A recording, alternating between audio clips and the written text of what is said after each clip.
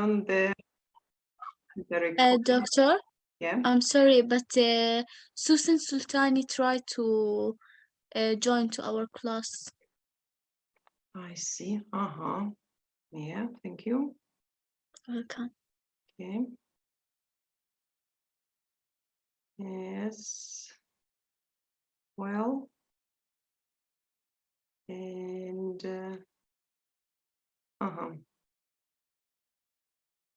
yes, okay, everyone is here now. You say Sultan, Susan Sultan. Are you here? Sultani Susan, right? Susan? Susan Sultani. Can you hear me? No. I can see the name there, but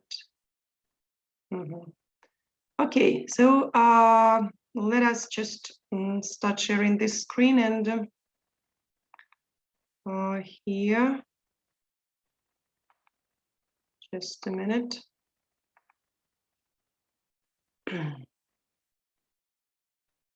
So I guess you can see the presentation. There is a message in the chart. Allow me to talk. Yes, you're welcome. Susan, you can talk. Doctor, she sent now to me screenshot. They said for her the host isn't allowing to unmute themselves.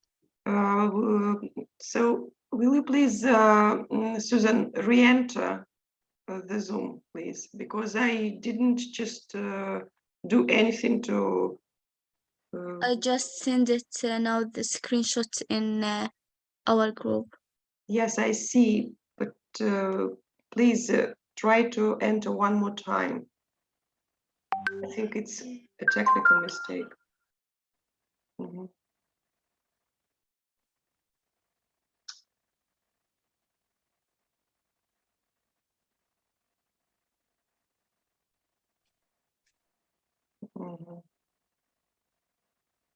Okay.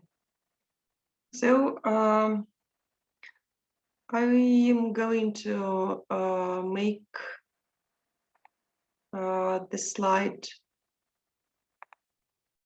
full screen.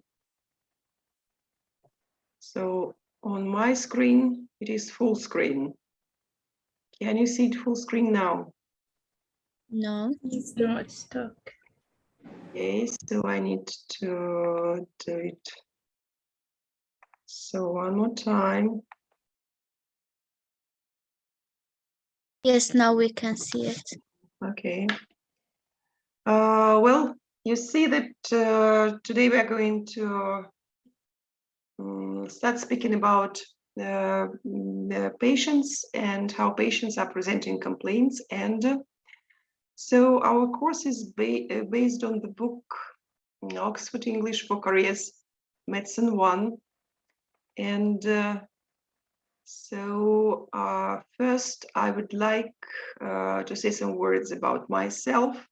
This is the picture that you can find next to the name of the course in foreign language on the Moodle site, just to recognize me. And so my name is Nadezhda Bershina, and I'm the senior lecturer at Al-Farabi Kazakh National University. I was born in Russia. I graduated from university there. Then I moved to Kazakhstan. And so I got my master degree in linguistics.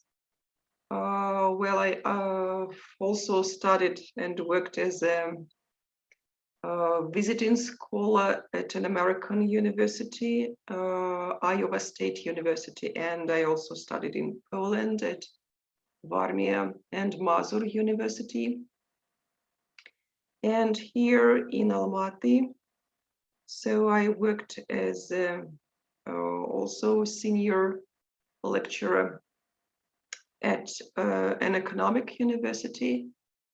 which was Almaty Management University. So I know something about economy, marketing. And I started working at Al-Farabi Kazakh National University 4 years ago in 2018.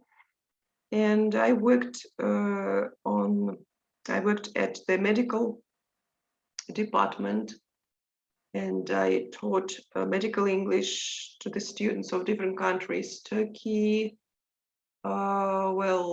India, so different countries, and so I've got a vast experience in this teaching.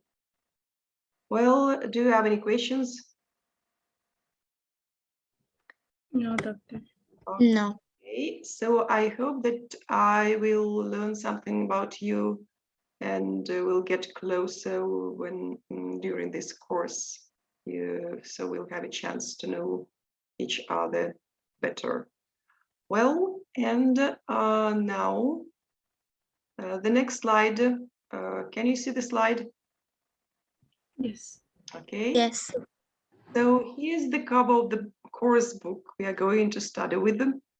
You can see Oxford English for Careers Medicine 1, and we have the group in WhatsApp, and I will just send this digital version of the book to the group so you can use it in your studies, because so actually the presentation is based on this book, but anyway you need to have this book. And well, yes, so now we are going to speak about patients and doctors. So you know that if a person has a health problem, so where does this person go? To the hospital, right? And when a person goes to the hospital, the first thing he or she does, he talks to a receptionist or a nurse or a doctor who just asks about some personal details. Now you can see Abdelrahman is coming. Okay. Abdelrahman. So you are welcome anyway. So you can see 4 pictures here, and there are 4 sentences below them. The task is to understand, to match each photograph with what the person is saying, with the sentences, 4 sentences given here on this slide. Let us just read them. Abdallah, will you read the first sentence, please? Yes. I just need to find Mr. James. No. So, which picture does it match with? Maybe C. Picture C. What can you see? Why do you think that this is about this picture?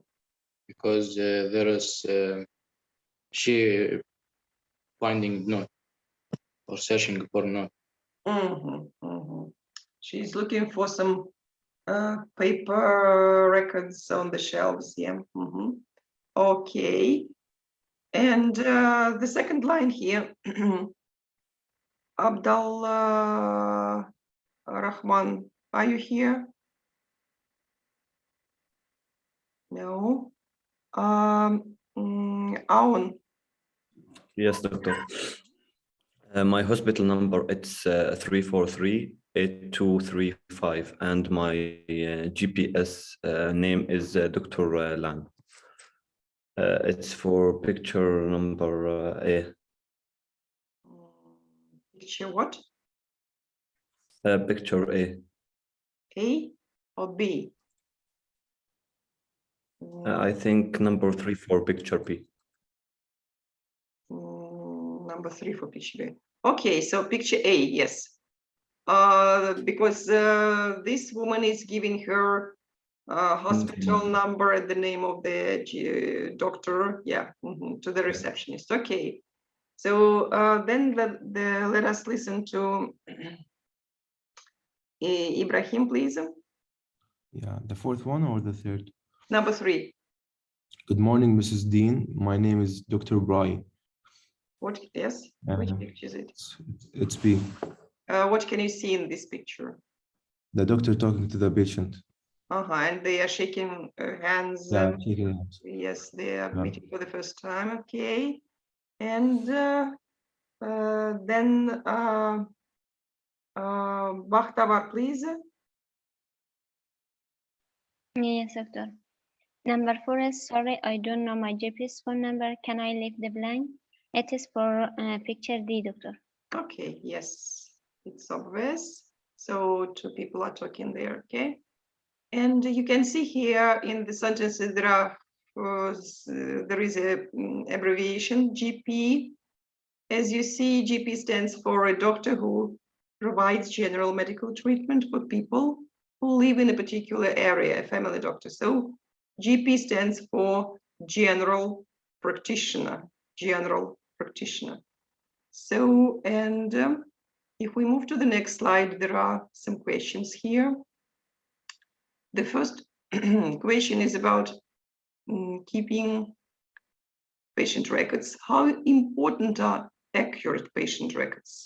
Why are they important?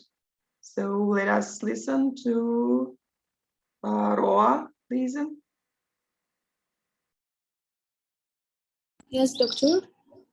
Mhm. How important are according patient records? I think on computer. I mean, why keeping patient records accurately is important? Why is it important? I think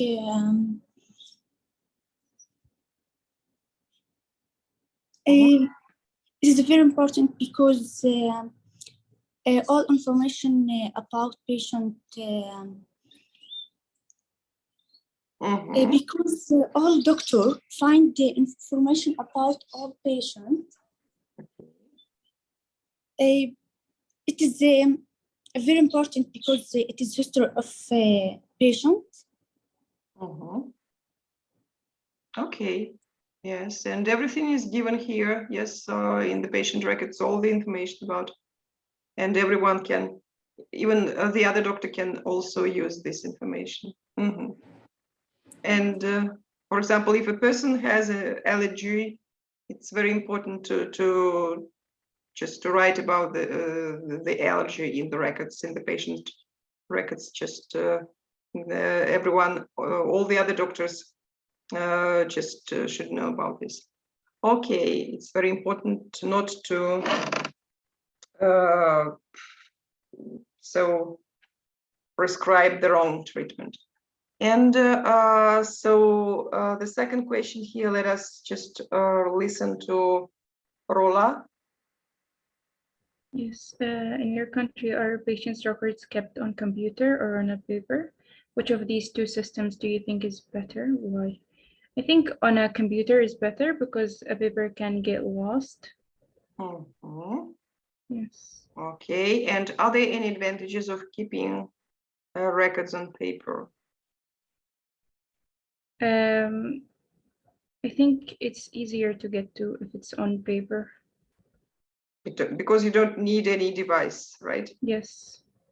Sometimes there are problems with the internet connection, and so of course it's more convenient to use the paper records. But yes, everywhere the records are kept on computer, so it can be accessible to all the other doctors, not only one, and it's very fast. Okay, well, and if we move to the next slide, and we move to the next slide. So now I would like you to have a look at the form here. This is the form which example of the form that a receptionist completes about a patient. And our task is to listen to the information, to the conversation between the receptionist and the patient, and to correct any details that may be wrong. and tick the items that are correct. As you see, the form has different just lines here, like surname, first name, address, admission details, and so on. And there are several abbreviations here. So, for example, number 5, there is DOB. What do these letters stand for? DOB. If we have a look at the numbers here, for example, 53, this is the, should be 1953. So do we understand the meaning of DOB? Date So of like- birth? Yes, date of birth, yes. So here, 27th of the 27/10/1953, it means the 27th of October 1953, okay? And there is abbreviation GP. Who remembers the meaning of GP? General patrician. General practitioner, right? General practitioner. And so CO stands for complaints of so some pain. Now we should listen and compare what we hear and what we see in this form. For example, the first line has already done. Is already done. So it's not the surname is not Johnson. The surname is Carlson. So now I'm going to turn on the recording. So I need to just, well, just a minute. Okay. So, Unit 1. Listening 1. can you hear? Yes. Yes. Okay, now let's listen. Wow. Unit 1. Listening 1. I'd like to check some information about your personal details, if I may. Okay, Can you tell me what your family name is? it's Carlson. Carlson. And your first name? It's Dave. Any other names? My middle name's Ian. Okay, that's male. And can you tell me what your address is? It's 3 Parkview Mansions, Castlefield, Manchester, M6 7DE. When were you admitted? Yesterday the 9th at 2 p.m. Okay, 9th of November 2008 at 2 p.m. Duncan Ward. And do you know your hospital number? Yes, it's here. It's 19733045. Okay, 33045. And what's your date of birth? 7953. Your telephone number? 0166 405 7001. Okay. Are you married or single? I'm single. Right, single. What do you do for a living? I'm a postman. And lastly, who's your GP? Dr. Jones. Okay, Mr. Carlson, thank you. So do you understand everything, or do we need to listen for the second time? Can we listen again? Okay. Yes, please. Mhm. Unit 1. Listening 1. I'd like to check some information about your personal details, if I may. Okay, Can you tell me what your family name is? it's Carlson. Carlson. And your first name? It's Dave. Any other names? My middle name's Ian. Okay, that's male. And can you tell me what your address is? It's 3 Parkview Mansions, Castlefield, Manchester, M6 7DE. When were you admitted? Yesterday the 9th at 2 p.m. Okay, 9th of November 2008 at 2 p.m. Duncan Ward. And do you know your hospital number? Yes, it's here. It's 19733045. Okay. 33045. And what's your date of birth? 7953. Your telephone number? 0166 405 7001. Okay. Are you married or single? I'm single. Right, single. What do you do for a living? I'm a postman. And lastly, who's your GP? Dr. Jones. Okay, Mr. Carlson, thank you. So, is the address correct here in this form? Yes. Mm. What about admission detail? No, it's wrong. Only the time is wrong. The time wrong is 2 It's 2 p.m. p.m. Okay, so he was admitted at 2 p.m. What about Yes. hospital number? What is It's No, there is wrong. It's 33, not 36. I see. Yes, Instead of 6, 330. there should be 3. Okay. What about his date of birth? he was born It is 7/9. 7/9.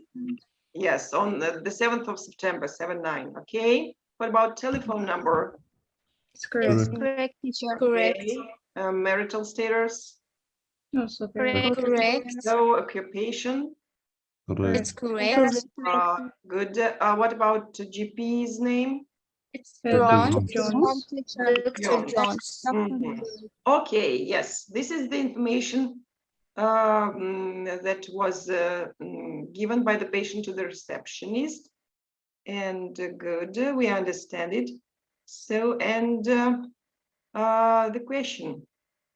What questions does the doctor ask for each piece of information on the form? So actually, the questions are here on this slide.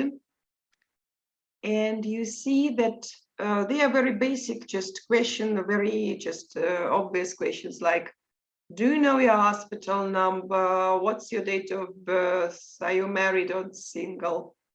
I would like to pay your attention to such questions.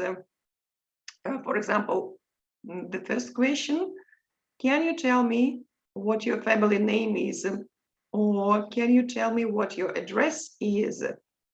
So you can see that this is not a direct question like, what do you do for living? So this is a kind of a complex sentence that consists of 2 parts, and it starts with, can you tell me? And then there is a question. And you see that the order of words in the second part of the sentence is a little bit different from the typical order of words in such questions. So we'll talk about this, yes, a little bit later, because we have about 1 minute left before the break. That is why I think